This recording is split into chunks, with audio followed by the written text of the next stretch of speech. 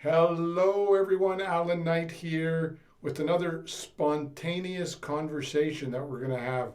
This time with a wonderful young lady. Her name is Roxanne Chaput, who I just met, I don't know, a week ago. We haven't really talked. We said, why don't we just do a video? Record a video. We don't know what we're going to talk about. We're going to go with the flow. We're going to demonstrate conversing and conversation, which I know a lot of people want to perfect. I have to do. See, I'm being spontaneous now. My phone, I got to turn off my damn phone. Give me a second. Introduce yourself while I'm taking care of my phone. Sounds good. Hi, everyone. My name is Roxanne Chaput, and I am a life love coach as well as a spiritual guide and energy healer and shaman. And my purpose really is to help flourish people and help them bring them to their highest self. So we'll kind of dive a little bit more into that in our conversation with Alan. And Alan, I would really love for you to introduce and kind of give me a really beautiful overview of what you do. Well, the best way for me to say it, I lived, when I was 24, I became a Zen monk. I came close to dying on the desert, traveling around the world. And I had a kind of a spiritual awakening, which freaked me out, being close to death. Came back to Montreal, where I live now currently. And I met these people in a bookstore that had these calm, clear, content eyes. And they told me they were living at what was called a Zen meditation center at the time. And they invited me there, and there were about 35 of them, all with these calm, clear, content eyes. And I said, I want more of that. So I moved in, lived like a monk Zen monk for 9 years until I missed women too much, and then I left the monastery. So when I got back into regular society, I realized that you don't have to be a monk or nun to, get in the Zen zone, but that you have to connect it to every part of your lifestyle. So to make a long story short, over the years, I have created kind of a fast track system that if you go through in 90 days, you come to quite a high level of inner freedom, self confidence, mental toughness, and begin mastering your communication skills. Because I always wanted to connect self development with communication mastery. I kind of felt everything is mindset, mindset, mindset. Well, mindset's important, but it's not the only aspect. So I wanted to create something more holistic, practical, and transformational. And now my focus in 2022 is primarily going to be in attracting leaders, people who want to do training, don't have an existing program, and I want to train as many of them as I can in my system that I've developed. So when I go to the Starbucks in the sky, the system is living on far beyond me. Love it. What about I love it. yourself? Go ahead. It's going to be some good coffee up there. Well, I call it Starbucks in the sky, but that's not my preference. Starbucks is not my preference. No. It's just an expression. Yeah. So tell me a So, bit. Did you want to ask me something about what I just said, or did you want to? yeah, absolutely. So how was it? What was the experience like being a monk? What did you learn from it? What elevated you to be who you are today? What about it was like so enlightening for you? You know, I know you're not being authentic. What you really want to ask me is if I had sex while being a monk, right? Is that what you really want to ask me? No. Okay. But we can, I mean, it's open. Well, it's an interesting question, but at that time when I was in my early 20s, I was taking a bachelor in psychology at the time, and there was a part of me, I'm sure you could relate to it. We all have our story, right? A part of me sometimes felt so good. I said, geez, I have a lot of wisdom. I could do some stuff in the world. I could be a teacher. I could be a coach. I could be a speaker. And then at other times, I felt like a total schmuck. I felt insecure, fearful because of all kinds of, Yeah. crap that most of us know where that comes from. So I was kind of living a dual life of great and wonderful and terrible at the same time. So because there was so much anxiety around my life, I desired to experience inner peace. So I was seeking. I went traveling around the world, went country to country to country, and I said, "Oh, great, great country, beautiful city. Is that all there is? Is that all there is?" Something was missing down deep inside me. So when I had this life changing experience and I lived in the monastery, the intense meditation and other things. I did a lot of chanting as well. The experience of that enabled me to really experience what psychologists call the alpha state. And more, I tapped into that calmness, that clarity, that Zen zone that I like to call it, and found it. And to me, it was, you know, it was so wonderful. And that has led me to lead the rest of my life founded on being in the Zen zone. When I teach my training program, I teach that the Zen zone guides everything, but then it connects to your emotions, your rational mind, your body, your relationships, and then so the Zen zone flows into all of them. But if you start giving too much attention to your emotions or your mind or body, and it becomes obsessive and negative, all that negativity will just cloud your ability to get and stay in the Zen zone. So I think that was the most important thing. It was like that enlightenment experience, like, wow, there's more to life than my own little puny self. That was the most important breakthrough I had to experience, but changed my life for sure. Incredible. That's such an incredible experience. I can't even imagine. It's okay. You're not meant to be a nun. Don't worry about it. No, I'm not. So before we get into the nitty gritty of what you do, Yeah. what about, why don't you tell me one thing in your life that was the most life changing experience that might have been painful, might have been difficult, but because of what you learned from it, turned your entire life around? What was that one thing? Uh, it was actually, it's so funny. It is one thing, but it was multiple things that led up to that one thing. So I had four near-death experiences within a year and a half of each other. Wow. And the first one was a little bit of an awakening, and the second one was a little bit even more of an awakening. And, the third, same thing. And then the fourth time, it was like, okay, like you need to wake up. You need to follow. You're not following your soul. You're not following what you're meant to do here. You need to reassess and you need to check yourself and you need to take this time to delve into who you truly are. So I took that year to myself and I really just sat with the embodiment of who I truly, truly, truly was, and not the conditioning of who I was, not who everybody else wanted me to be, and not who I had this expectation of who I wanted to be, but it was actually what I came on this earth to do. And when I had that realization, I knew that there was no going back from that. Once we have that knowledge, you can't turn that off. And I knew that I needed to pursue that. I knew that I needed to heal others. I knew that I needed to guide others into their healing so that they can come to the same awakening without having these near death experiences or other traumatic things happen in their life in order to get there. So, in retrospect, do you see those four near death experiences have they were a wake up call? I'm not saying they were meant to happen, but they were a wake up They call were. that motivated you to say, screw it, I'm not going to screw around anymore. I'm going to be Yeah, authentic with myself. absolutely. They were a wake up call and I knew that they were a wake up call and I always accepted them as the blessing as they were. I never looked at it as anything less than that. I don't question bad experiences or what people consider challenges in this life. I don't question those things because I don't question the good that comes into my life. So if I'm going to question one thing, I need to question, the alternate thing. And that is just not in my mindset. For me, everything happens for a reason. It's part of my journey, it's part of my experience. Do I think I would have had as many near death experiences? No, I don't. If I would have awakened to the first one, I think this was something that needed to shake me to my core in order for me to awaken.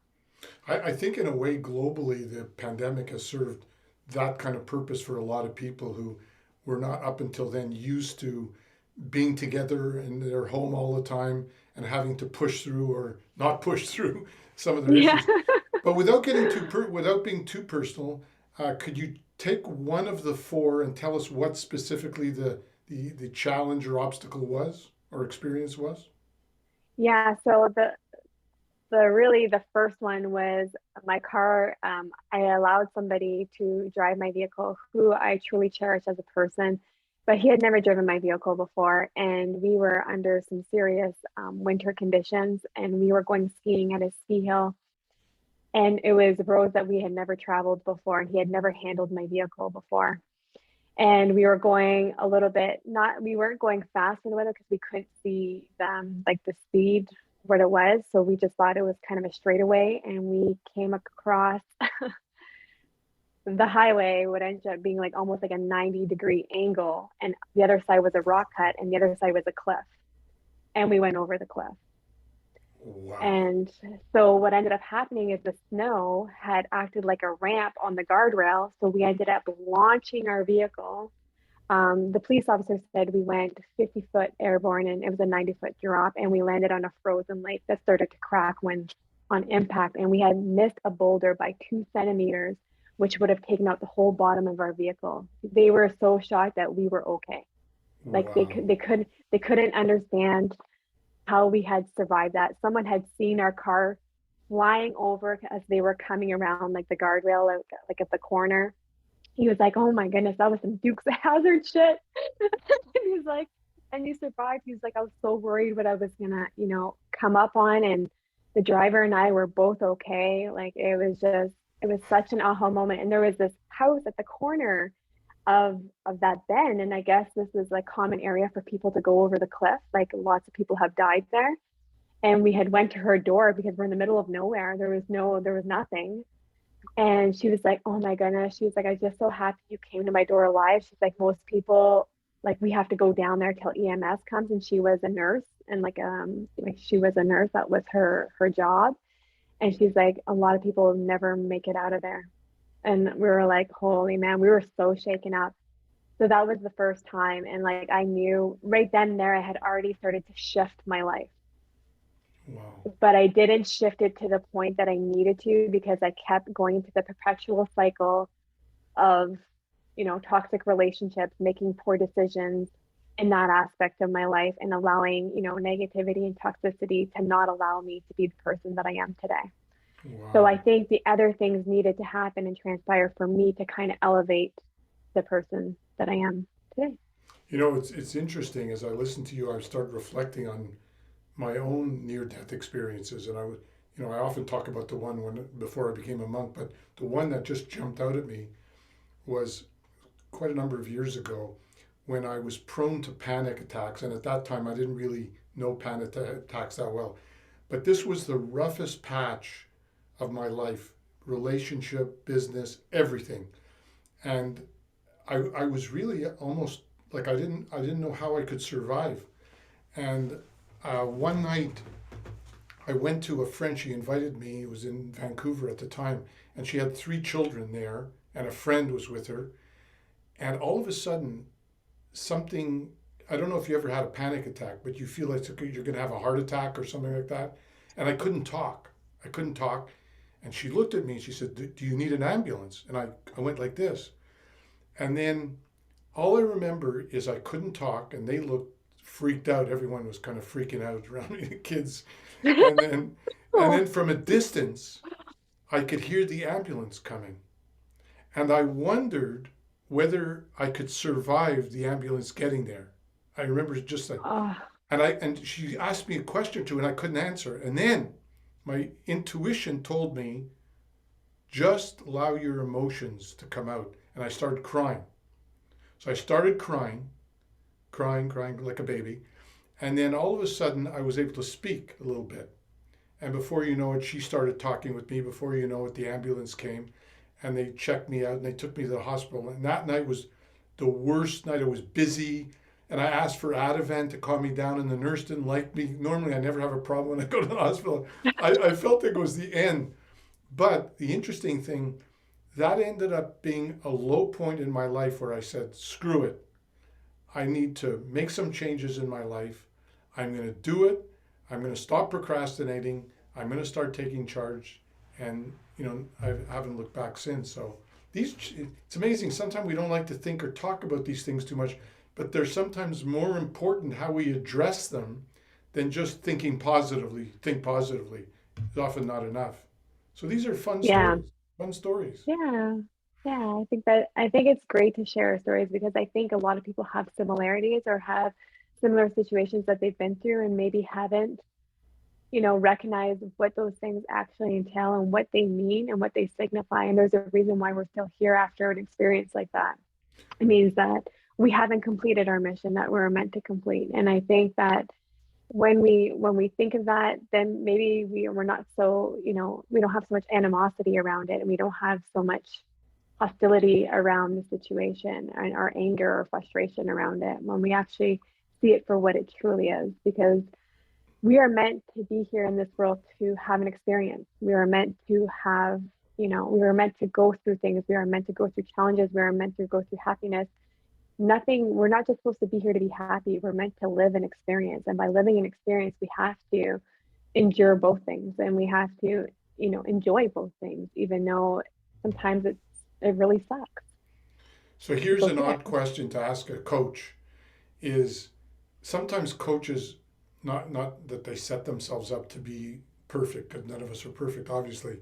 No. But if you just so that people relate to the human side of us, if Yep. if you were to look at yourself right now with all the wonderful growth and all the wonderful healing you've had, and you had to identify even one area that you still more than anything need to grow in, that's still not a bit of a question mark in terms of your level of excellence in that area, what would it be if there was one thing? My patience, my patience for growth, my patience for finding myself, like not trying to rush my process, not trying to rush my journey. I struggle with that still to this day, to want to know everything, want to know all the answers. I want my business to be here. I want my family life to be here, which is great to be aspirational, but there comes to a point where we just need to trust our process and trust our journey. And I constantly have to remind myself to be patient, to be Cool. patient in One of everything. my Yeah. favorite quotes from a great Tibetan Lama, Milarepa: hasten slowly. Ooh, I And, love that. and if you think about it, as I think about it, the not to promote my program, but my program that I do is based on first tapping into that Zen zone of calmness and contentment, and then letting everything flow from that, so that whether you're still not doing much or you're in activity, you're still free and in the zone. But if you get too caught up in achievement in the Yep. external, that's when impatience starts to kick in. So Yeah, and that's where like that's where I've struggled, and I'm coming to realize like I have my own spiritual mentor, and it's just about when we do that, we're creating resistance, right? When we become impatient, we create resistance. And I don't want to create resistance in my path. So I have to be very cognizant of how I'm speaking to myself, how I'm thinking, certain things should show up on a timeline that I have in my mind, which it really shouldn't be there. I just need to trust my journey. It's brought me this far. It's going to continue to, push me through on my journey. And that's where that's where I have struggled, and that's something that is my focus for like the next year or so, for a lifetime really. But that's really what I'm trying to kind of reset within myself, to just allow things to flow, allow things to be as they are, what is or what isn't, and release. beautiful. Now, you and I haven't chatted before, so why don't, before we wrap up here, why don't you take a minute or two and tell me more about what it is you do? I see the words behind what you do, I got a sense of it, but tell me in a more, you got a good sense of humor, I can see that. Uh, tell me more about what it is you do, who you do it for, the kind of person that you really call it the avatar, whatever you want to call it. And then I'll Yeah. do the same. So at least we get a chance to get to know each other on that level. And hopefully we could Yeah. support each other in achieving greater levels of excellence in our profession. Yeah, that's beautiful. Actually, I just have one question for you, Alan. What would be the one thing that you still struggle with, or that you want to kind of excel in? See, I'm going to acknowledge you now. You see, you didn't forget that. You didn't just, No. oh, okay, we'll talk about me. You actually remembered that I asked you that question. You say, I'm going to ask him the same question. That, I want to that, know. that tells me a lot about your listening and caring skills. What was the question again? Like, what do you feel is something that you've struggled with, and that, that you're looking to focus on, and that you would really want to kind of master that self mastery within yourself? I'm really working on that now. My biggest weakness, like a lot of other coaches, has been marketing. And there's a difference between coaching people and being really able to help people, and then also having a business doing it. And you run a Mm-hmm. business, you can't just rely on your compassion and communication skills. And over the years, I've tended to be either lazy or stubborn about, I don't think that's not the way I want to do it. And I listened to the experts and just never either trusted them or just felt it was over my head too much. And I've really humbled myself in the last 6 months. And because I'm not 21 anymore or 41 anymore, I want to leave a legacy. So it's important for me to be as efficient as possible. Yeah. And so to do that, I'm now embracing the details of scaling my business. We just launched a new landing page called shytobold.com. My good buddy's an expert copywriter, so we're working together on that. And I just want to do things as efficiently and as effectively and attention to detail. Because being an Aquarius, I'm a big picture guy, and I'm not always great at attention to detail. So I'm trying to get better and better, like cleaning up around me, sweeping, doing all those things, the small stuff. Yeah. That would be the one thing I would say. Yeah. I love that. I love that. And like I think once we kind of release that sense of like I had the same thing. Like you want your business to flourish a certain way organically. You want people to just realize your skills and understand that we can help them. But sometimes we just have to put ourselves out there. And I think we do need lead generation and we do need marketing. We do need all those pieces in order to have growth in our business. And it's okay for it not to be the exact way that we thought it was going to happen. Yeah. And I think when we take action and we have the thought and we're allowing that creation to happen within the universal laws, I think that that's a beautiful thing because like you just said, like you're able to release yourself to what's going to happen next. And I think Yeah. that's beautiful. I really want to compliment you on your communication skills. You're really Thank clear, you. succinct. We should do a podcast together sometime. Everyone keeps asking me, are you a podcast host? I'm like, no, I don't have time for that. Oh yeah, you would be terrific. Aw, thank you. Yeah. So So why I don't guess, we? Yeah, just let yeah. me know more about yourself in terms of what you do. Yeah, so a little bit about me. So, yes, I'm a life and love coach. And what that entails is that I help bring, with the spiritual guidance and energy healing, I bring people to their awakening. So, I offer three different programs. I offer an awakening journey, I offer a shamanic healing journey, and then I offer an enlightened love journey.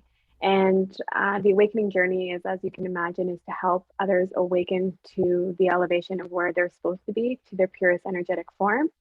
And then the healing is to heal all past trauma within this 3D physical realm so that they can move forward spiritually and again, kind of resurface back to their purest energetic form. The enlightened love for me is more of a passion project. It's more based on I want people to have an enlightened love for themselves so that they can provide that love to others. And my sole focus of my avatar, my niche market is women soulpreneurs. So women who work and run businesses based on their soul's mission. So our passion based, because I feel like when we heal or when we awaken and we provide these women with that enlightened love for themselves and for those that surround them, when you impact one woman, you impact the 10 closest people that surround them. And women are light and life impactors. We carry life, we bring light into the world, as do men. But for me, when they carry that passion goes to their children, that passion goes to their spouse, that passion goes to their family. So that is really my soul avatar.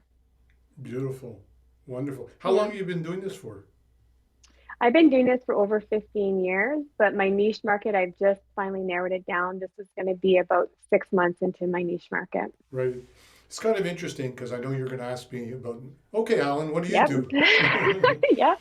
And in a way, even though there's some overlap, we complement each other quite a lot because I have a feeling with the work that you do, there's a much greater depth of focus on healing, the spiritual side of things. Not that mine doesn't touch on that, but my focus is more on balancing that out with the growth of the individual and our communication skills that we could use both in our personal and our business relationships.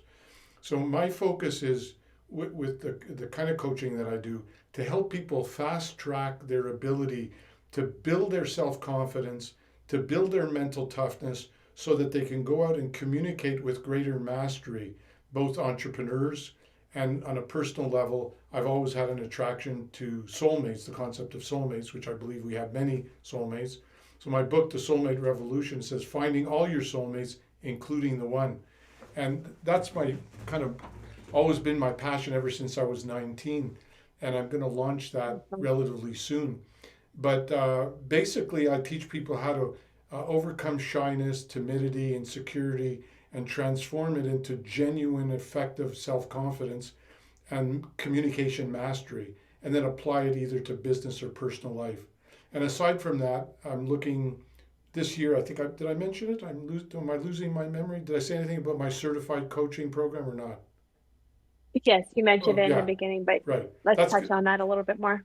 Yeah, that's going to be my focus in 2022 because the program that I developed is a relatively duplicatable program to some degree. Anybody with any personality, with any target audience that might be very different than mine, whether it's to help parenting skills, sports performance, leadership, selling skills, entrepreneurial skills, anybody who embraces this program and wants to be a coach but doesn't have an existing program, my goal is to have hundreds, if not thousands, of people training my program in the world and ultimately in different languages as well. So, in a I nutshell, love that. that's what I do. That's amazing, Alan. And like, can we kind of touch base a little bit more on the soulmate revolution? Like, what does that look like, and why is that such a deep passion of yours? Good, you're good at asking questions. God, you'd be such a good Ooh. TV announcer or whatever you want to call it, host. Um, I don't know, but when I was 19, from the age of 19, of course, I was exploring my spirituality, and I became familiar with the term soulmates. And I was always interested in communication and relationships. It always interested me. So over the years, originally I had this insight that I would launch the nightclub, KNIGHT, and bring a little chivalry back into the world, which I Oh, I love that. think. So I call it the Soulmate Revolution. Where that comes from, could you hear me? Yeah. Or are we stuck here? Yeah, you can hear me? Where Great. that comes from is that, as I entered into the coaching profession, I said, what's really missing in the world? Because I know mindset and healing is all very important, but we're also connected. And how many people how many people do you know? I don't know more than people on one hand. How many couples do you know that walk into a room and say, oh my God, the quality of that relationship just inspires me to hell. They have the greatest deep heart-centered communication, trust, attentive listening, compassion, unconditional love, free of manipulation, control, and the list goes on. I can't tell you more than 5 people. And yet we have technology, multi-millions of people with amazing technology. So the technology that we have in the universe so far in our world, we're lagging well behind in our communication technology. So it was my interest in developing ultimately some kind of system and program that would help people first tap into their inner soulmate, because I knew it was going to take that to let go some of the negativity from the past, build up their personality, personhood. And my first 7 of the 9 steps is that inner soulmate. And then we then ripple out into our communication, because 80% of our communication, I believe, oozes out from the inside anyway. So if we take care of finding our inner soulmate first, which I know we're in sync with here, then teach them communication skills, that if I could help facilitate as many soulmates, and when I say soulmates, I believe we have many soulmates, friends soulmates, business soulmates, family soulmates, but we also have romantic soulmates and twin souls. But most people that are up at night are not saying, I can't wait to meet my business soulmate, So we do focus a little on the romantic soulmate or the twin soul or whatever you want to call it. But my dream, which I'm still wanting to fulfill, has always been, if I can help as many people transform from the inside out and then attract heart-centered relationships, because when you're tapped into your inner soulmate, organically you're going to attract, like your husband is your soulmate or twin soul. I could be a soulmate, but we're friends soulmates or business soulmates or whatever. And if we could do more and more of that, the world can transform itself. And I always had this idea that my next soulmate, I had a twin soul who passed away about 10 years ago. But if I was blessed to have another soulmate that we worked together, and if not, my dream was always to be a soulmate minister and then marry soulmates. That was one of my I dreams. love that. So maybe I that could love still be that. fulfilled. I love that. I That's love that. that's my That soulmate story. that should be your mission. That lights your face up like nothing else that you've spoken about today. You know, it's funny that you say that because I often question Alan, but I've always been resistant to focus on it because not everyone's interested in that soulmates and It doesn't matter though, the niche market that you don't need to speak to everyone. You need to speak to the people that are looking for that, you wow. know? And that's the thing is like when we're looking to serve everyone, we're serving no one. Well, I thought I was serving the timid, shy, insecure people, but Yes, that's good. I'm gonna really reflect on what you said, okay? I Because honestly, maybe one will lead to the other anyway. I think it definitely goes hand in hand, but I think like personally, like I would make that your focus. Could you do me a favor when you have a chance? Could you check out my one page it's an old page called soulmaterevolution.com I and will. tell me what you really think about that page. Okay, I will. I'll go and do that. I'm writing that down right now. How do people get in touch with you? First of all, let me compliment you. I want to compliment you. Not because you're an attractive lady, which you are, of course. You're deeper than that. We see more than the physicality. But I do want to compliment you because I meet a lot of people and I meet a lot of coaches. But you've, however spiritual you might be, you're grounded. You're a very grounded person, which makes the spiritual side much more believable and authentic, coming the way you speak and the way you care and the articulate way you communicate.